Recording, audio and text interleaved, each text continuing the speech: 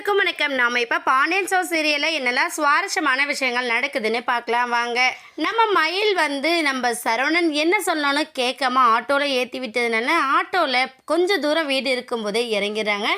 இறங்கிட்டு ரொம்ப எமோஷ்னலாக ஃபீல் பண்ணி தன்னை தானே எப்படி இருக்கணும் அப்படிங்கிறத பற்றி அனலைஸ் பண்ணி பேசிட்டு போகிறாங்க. என்னடா அப்படி பேசுகிறாங்க அப்படின்னு சொல்லிட்டு பார்த்தீங்கன்னா, ஒரு பக்கம் கல்யாணம் பண்ணி கொடுத்தாச்சு, இதுக்கப்புறம் அவளுக்கும் நமக்கும் எந்த சம்மந்தமும் இல்லை அப்படிங்கிற ஒரு தாய் ஒரு பக்கம் இருக்காங்க. இன்னொரு பக்கம் குழந்தை போயிடுச்சு அப்படின்னு சொல்லிட்டு எந்த நேரமும் கொத்திட்டு காத்திட்டு இருக்கிற மாமியார் ஒரு பக்கம் இருக்காங்க. இப்படி இருக்கிறவங்களுக்கு நடுவில் உன்னை நீயே தான் பார்த்துக்கணும் மயில் அப்படிங்கிற ஒரு மைண்ட் செட்டுக்கு வராங்க.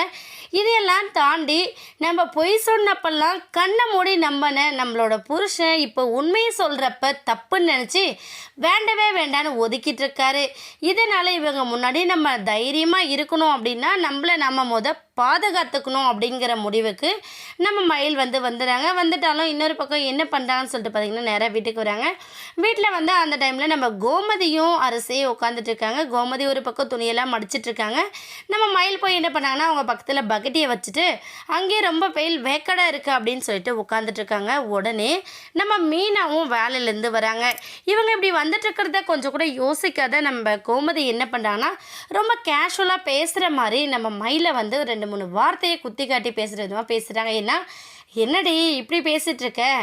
ஏற்கனவே நீ வயிற்றுல புள்ளையை வச்சுருந்த, அப்போ டைமுக்கு ஜூஸை கொண்டு வந்து கொடுத்தேன், ரூமுக்கும் சமையக்கட்டுக்கும் நான் அங்கே இங்கே நடந்துட்டு இருந்தேன்.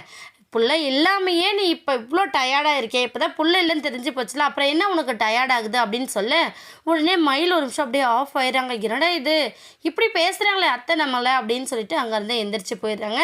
உடனே நம்ம அரசியும் மீனவும் என்ன பண்ணுறேன்னா, அத்தை நீங்கள் என்ன பண்ணிகிட்ருக்கீங்க, ஏன் அப்படி பேசிகிட்ருக்கீங்க அப்படிங்கிற மாதிரி கேட்க, வீட்டுக்கு 3 மருமகளுக்கு வந்துட்டீங்க, அதனால் நான் எதுவுமே சொல்லக்கூடாதுன்னு நினைக்கிறீங்களா? ஆண் சொன்னாலும் குத்தம், ஊன்னு சொன்னாலும் குத்தமாக இருக்குது, எப்படியே போங்கடியும் அப்படின்னு சொல்லிட்டு நம்ம கோமதி என்ன பண்ணாங்கன்னா அவங்க பாட்டு எந்திரிச்சு போயிடுறாங்க. உடனே அரசி அண்ணி அம்மா எப்போ பார்த்தாலும் இப்படி தான் பேசிகிட்டு இருக்காங்க, காலிலேருந்து மயில நீயே எதையாச்சும் ஒன்று சொல்லிகிட்டே இருக்காங்க, என்ன சொன்னாலும் புரிஞ்சிக்கவே மாட்டேங்கிறாங்க அப்படின்னு சொல்லிட்டு நம்ம அரசியும் போயிடுறாங்க. உடனே மீனா என்னடா இது அத்தை இப்படி பேசுகிறாங்களே அப்படின்னு சொல்லிட்டு மீனாவுமே ரொம்ப ஃபீல் பண்ணுறாங்க. கூடி சீக்கிரம் நம்ம மயில் பற்றின உண்மையை நம்ம சரவணன் புரிஞ்சுக்கிட்டாருன்னா இந்த மாதிரி பிரச்சனையை பேஸ் பண்ண வேண்டிய அவசியமே இல்லாமல் போயிடும். என்னாக போகுதுன்னு வெயிட் பண்ணி பார்க்கலாம். இந்த வீடியோ உங்களுக்கு பிடிச்சிருந்தா மறக்காமல் நம்ம சேனலில் சப்ஸ்கிரைப் பண்ணுங்கள். தேங்க்யூ.